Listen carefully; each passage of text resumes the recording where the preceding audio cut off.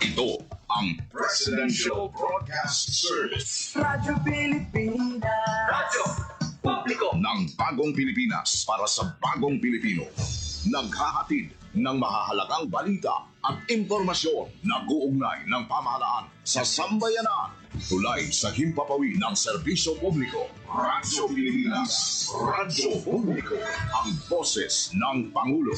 Sa Iloilo, Radyo Pilipinas. 585 AM. Oras sa Radyo Pilipinas, alas 8:32 sa aga.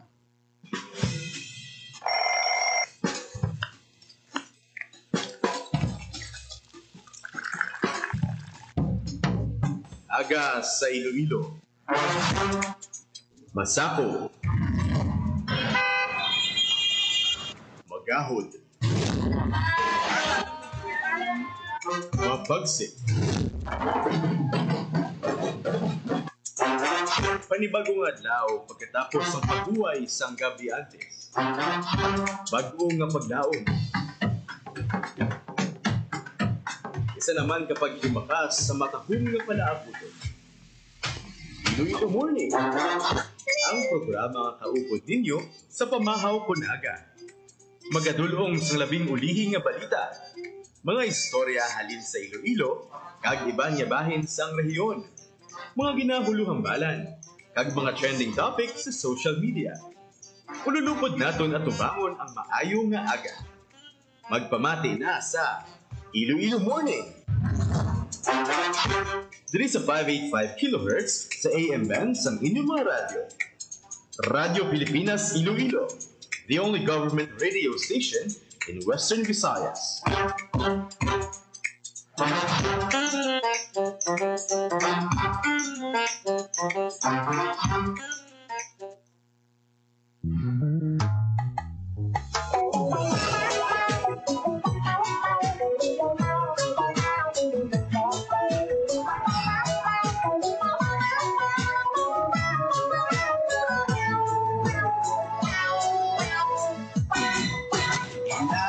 Umaga Pilipinas, good morning Western Visayas. Welcome sa Iloilo Morning Program sa buong adlaw sang Martes. It's July 5, 2025. Sang dugay. Good morning sa aton siniyang mga kauturan sa diin mga bahin sa syudad kag probinsya sa Iloilo. Welcome sa aton siniyang programa. Usa imo Upod kita tugtog alas 9 takna sa aga sa pagpatpat sang labing talalupangdon nga mga balita kag impormasyon. Upod sa inyo alagad Janelle Baclay. Masanaaw ang aton kalangitan sa syudad kag pila ka bahin sa probinsya sa Iloilo, pero kahapon medyo maulanon ang tiyempo sa iba naton nga kabanwahanan. ang dugan. Tungod nga kuha nagitsubong yan, no? Mabatsagan ang pagtupa sang mabaskog nga pag-ulan, especially kon kahaponanon dito sa may northern Iloilo. Daw damo to sang mga lapta nga mga videos, no? May kantanan sa pagbaha-baha, particular sa banwa sang San Dionisio sa nagdigad nga adlaw. Tungkol nga grabe ang pagtupa sang ulan dito. Amo man sa Capiz, may mga kahapon halin kita sa may groundbreaking sang Katiklan Passenger Terminal. Pagpauli naton damol ulan sa Capiz, may isa ka bus dito, series bus sa may dao, nakabulasot sa kilid sang dalan na huwag na maka-recover. Ang imong nasupat, malapor sila. Tungod nga naglubong ang iya sining aroida sa lutak. Yan mo ni subong ang mga sitwasyon nga aton siniya nga ginapangatubang, especially nga rainy season na. Karon may ipalayag naton ang hinunanon ni Iloilo City Mayor Raisa Treñas kaupod sa pila ka mga residente, barangay officials sang mga barangay nga daw masami ginabaha diri sa may Iloilo City. Kay gipatawag sila ni Mayor, may ara sing sinapol, may hinunanon nga natabo sa kung paano masulbar ang problema sa baha. Kung matandaan nga sa nagligad, may ara na sang gintukod nga Iloilo City Drainage Task Force ang Iloilo City Government. Plus pa ang ining letter ginpadala sa pila ka mga sektor, kapitanes, indirect sa Department of Public Works and Highways para nga mabuligan sila sang pila ka mga sitwasyon, no? Ang ilang mga drainage hindi ginaproblemahan nila kay nagabara. Imbis nga makabulig sa baha, hindi maka-accommodate sang dako nga volume sang tubig. That's why nga dasig magsaka ang tubig. Kahapon may arasing sinapol ang aton sini nga alkalde.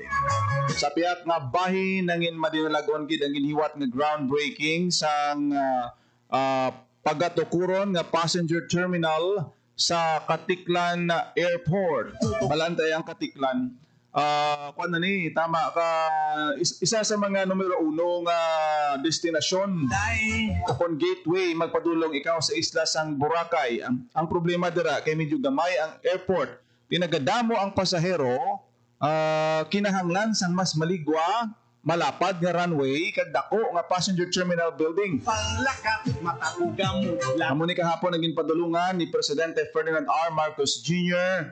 para tambungan ining groundbreaking kay sugura na sang San Miguel Corporation ang expansion sang siniya nga airport within 24 months starting kahapon. Kay once nga mahuman ini in 24 months o kung sa duha ka tuig, posible ini nga maka-accommodate sang ginabanta 7 million annual passengers. Kaya tinibalaan naman naton nga damo nagakadto sa Boracay. May mga international flights na dira sa may Katiklan, buot silingon nga hindi na magkadto pa ang aton sini nga mga turista maghapit pa sa airport terminal dito sa may Metro Manila, partikular sa Naiya. Ayun, maano pa sila, domestic flight from Naiya to Kalibo or Katiklan. Paagi sa sining expansion sang Katiklan Airport, ang aton nga mga visitors, especially mga travelers, mga turista naton coming from other countries, posible nga madirekta na sila sa Katiklan Airport. Kundi mabuligan di congest ang sitwasyon, ang pagkagutok sa aton nga mga terminal, especially dito sa may bahin sa Metro Manila, nga amo ini ang goal sang aton siniyang administrasyon, partikular sang Department of Transportation kag ni Presidente Ferdinand R. Marcos Jr. Development of regional airports. Nga sa diin nga tikon halin ka sa Singapore, sa Thailand, sa Indonesia, kag iban pa nga mga countries. Sa Korea, kung diin pa sa ulihi, diretso na sila sa may bahin sang Katiklan Airport. Once nga mapalapad ini kay sa monitoring sa aton siniyang DOTR kag sang kaap nga medyo nagadamo na ang mga pasahero nga nagapadulong dira sa may area sang Boracay, plus pa nga ang probinsya sang Atlanti kilalaman nga madamo sa mga tourist spots dira. Hindi lang ang white sand sang Boracay, kundi mga Cold Spring Mountain Resort somewhere in Aklan na Nantique. Dako gid ang mabulig sini sa aton siniyang tourism industry. Imong kayo ang imong nasupa. Hopefully no matigayon ini kag dako gid ini nga bulig sa ekonomiya sa aton siniya nga rehiyon sa pangkabilugan man. Gali na ko. Once ka mabuksan ang iniiya nga airport. Inday. Bisan los. Sige pasalamatan gini kagapon sang mga officials sa probinsya sa Aklan, di Governor Joen Miraflores, ang aton sini nga mga alkalde sang Nabas kag sang Malay Aklan, sa diin situated ang ining Katiklan Airport. Isa ka airport, duha ka banwa kay ara sa boundary ang ining airport nato no dira sa may area sang Katiklan. Gayon matakuga. Hindi lang ang Katiklan Airport suno sa aton sini nga presidente ang plano subong nga i-develop, kundi ang iban pa naton nga mga regional airports. Kung hindi ta magsalapat ti Iloilo Airport, Kalibo Airport, may mga proposal na ina no sa expansion kag pagpatahom sa aton nga mga airport para nga kung magbiyahe gid man sa ulihi, hindi na bala mag-agi pa dito sa Metro Manila. Kaya ang goal gid sang kaap mati hindi dito mag-traffic sa may Naiya Airport. Hindi ni makalesen ini sang ginaproblemahan nga kagutok dito sa may area sa Metro Manila, partikular sa may Naiya. Once nga ang aton regional airports capable of accepting sang madamo nga flights, especially international flights. Hay, inday, sa imo. Sa pihak nga bahin ginapatawag sa aton sining alkalde ang pinaka mga stakeholders halin sa mga kabarangayan sa diin nga eksperyensya sang pagbaha diri sa may bahin sang Iloilo City. May stakeholders meeting nga ginapatigayon ang aton nga alkalde kaupod ang CDRRMO kag ginistoryahan kung ano ang mga concerns kay tidamo sang mga problema gid sa kabarangayan nga ginabaha diri sa may Iloilo City once ka magtupa ang pag-ulan. Ipabati naton dugay-dugay ang kabahin sang hinun-ano no sa aton siniya nga alkalde kaupod sa pila ka mga kabarangayan nga naapektuhan ang ginatumod diri nga masami affected sa pagbaha. Ang pila ka mga barangay sa distrito sang Haro kag Lapas ngati amo ni permi ang ginaagyan sang tubig sa tion nga magtupa ang mabaskog nga pag-ulan. Titanawo naton ano bala ang mga estado kay may mga ginsubmit na nga mga proposals sini sa DPWH sa nagdigad na diskubrehan nga daw wala nagaalangot no ang mga drainage system sa bahin sang pila ka mga lugar sa syudad sang Iloilo. Daw wala bala trace up ang mga tinabuan sa drainage system. May mga drainage nga ang mga taklob yan nagkaladula. Ang iban wala makaagi declogging. Ang imbes nga tubig ang mag-agi, buta sang plastic, kag basura ang pila naton ka mga drainage.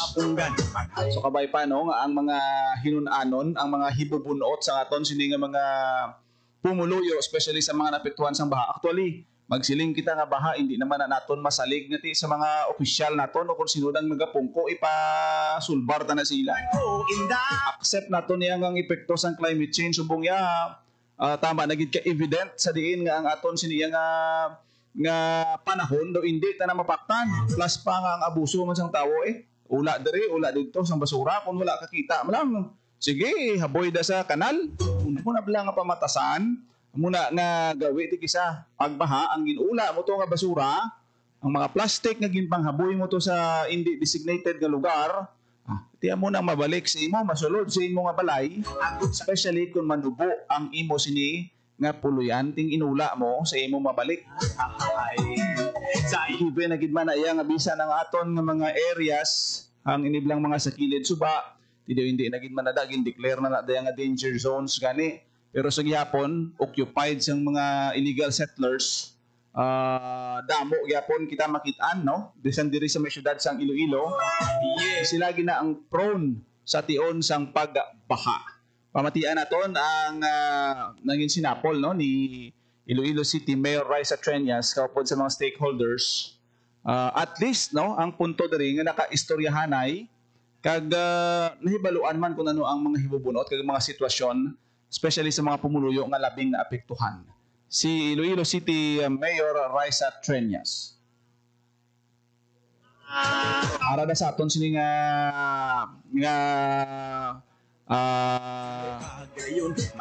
messenger no i-try naton nga ma-play ining pahayag no ni Iloilo City Mayor Raisa Treñas.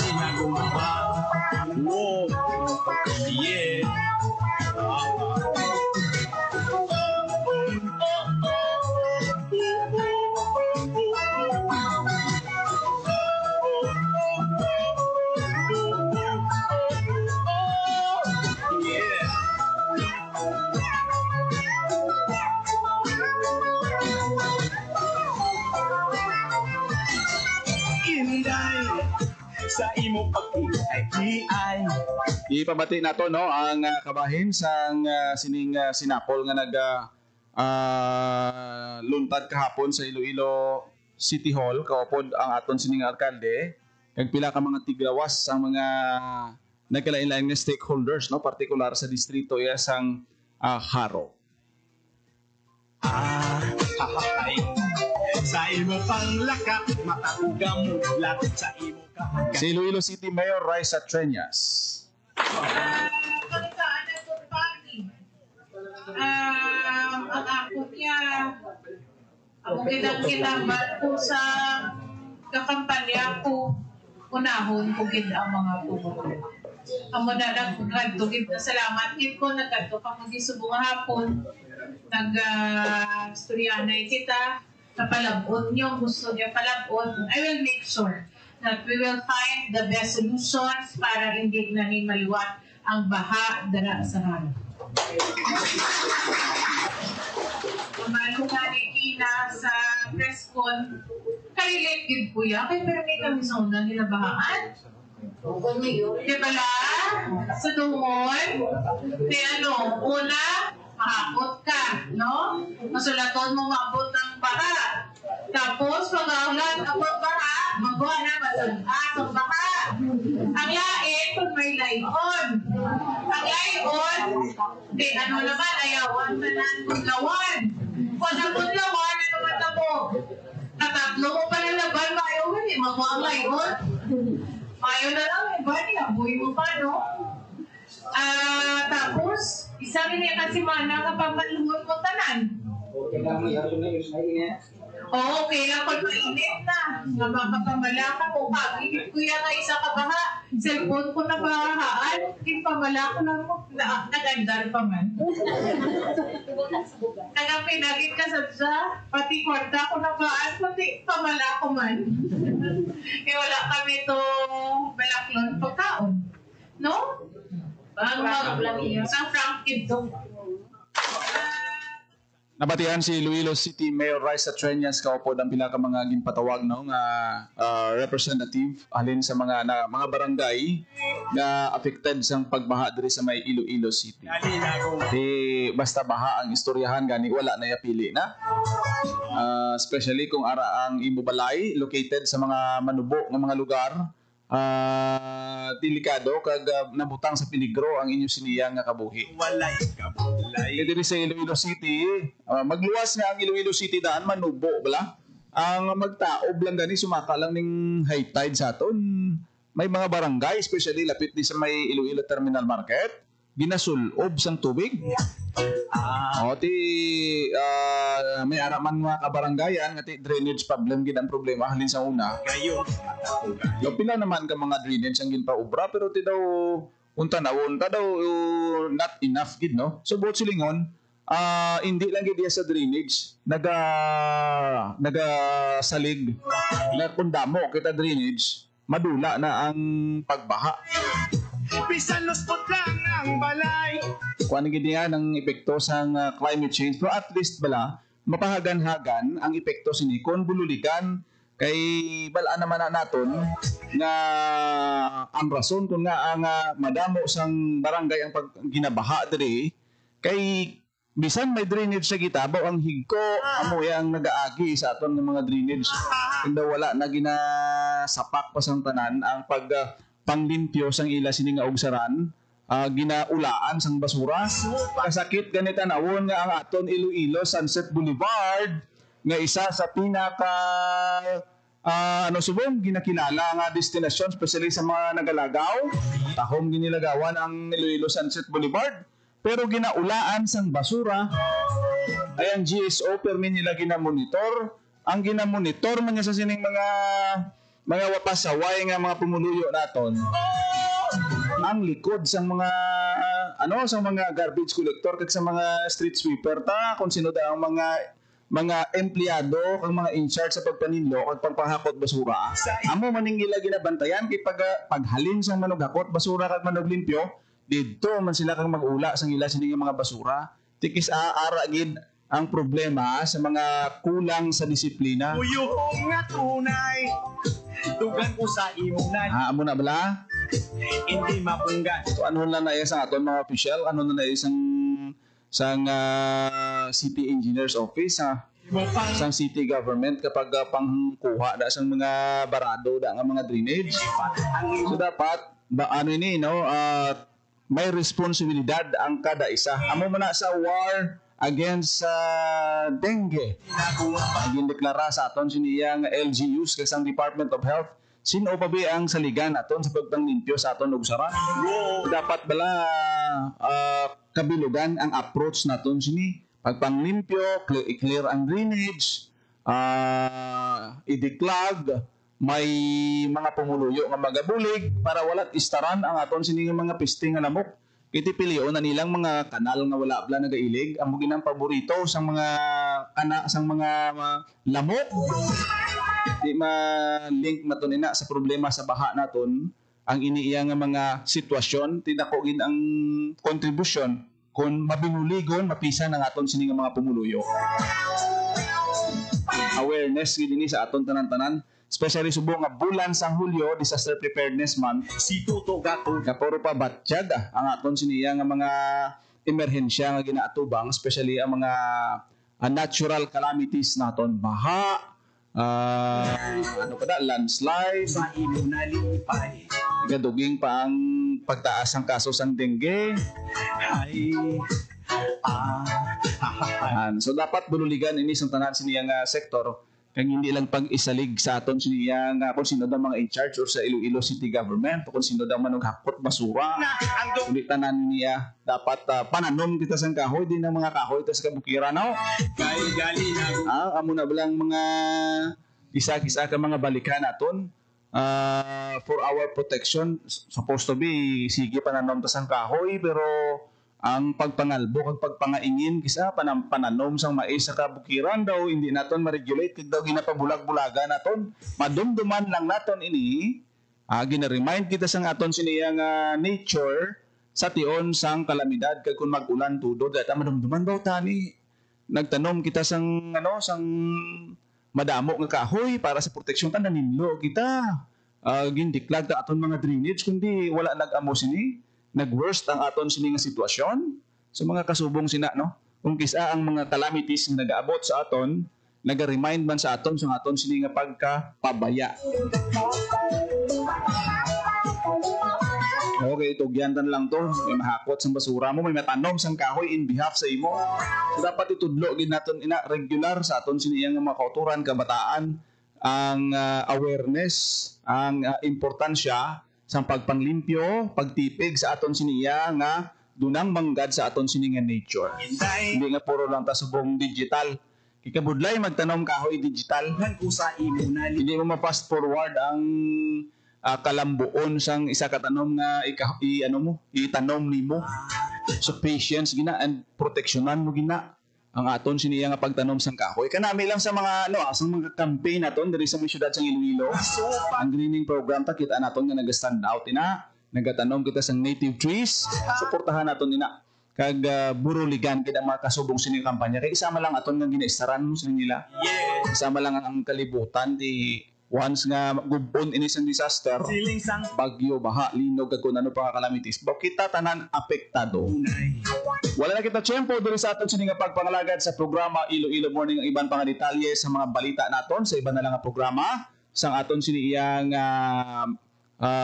mga programs naton diri sa Radyo Pilipinas Iloilo. Salamat gid sa inyo sini nga pag-upod sa aton sini nga pagpangalagad. Ako na gid lamang inyo alagad Junel Baclay. Mayong aga Pilipinas. God bless. Iloilo. Gamudlak sa imo kahagayon.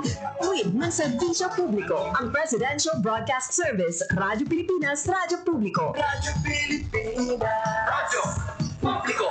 Kinilala ng pang-international at prestigyosong Asia-Pacific Broadcasting Plus Awards 2025 para sa kategorya ng Government Streaming. Ito ay dahil sa epektibo nitong pagsasanib ng mga tradisyonal na media tulad ng telebisyon, radyo at print para masabayan ang mabilis na pag-inog ng mundo ng digital at social media tungo sa mas epektibong paghahatid ng mahahalaga at napapanahong mga impormasyon sa mamamayang Pilipino. Kinilala rin ang Radyo Pilipinas dahil sa patuloy na pag-akyat ng rating. Ngayon ay matatag sa pang-4 na pwesto sa Mega Manila ayon sa pinakahuling Nielsen Radio Audience Measurement Survey. At sa social media, nakamit ang mahigit 2,000% pagtaas ng bilang ng mga sumusubaybay sa Radyo Pilipinas page sa unang bahagi ng 2025. Patunay ito na ang inyong Radyo Pilipinas Radyo Publiko ay tunay na kaagapay ng inyong pamahalaan sa paghahatid ng serbisyo sa mga mamamayang Pilipino. Mula sa aming lahat, sa ngalan ng inyong pamunuan at mga kawani ng Presidential Broadcast Service, kasama ang inyong mga himpilan ng Radyo Pilipinas sa buong kapuluan. Maraming salamat po sa inyong lahat, sa inyong pagtangkilik at pagkilala. Radyo Pilipinas. Radyo Publiko.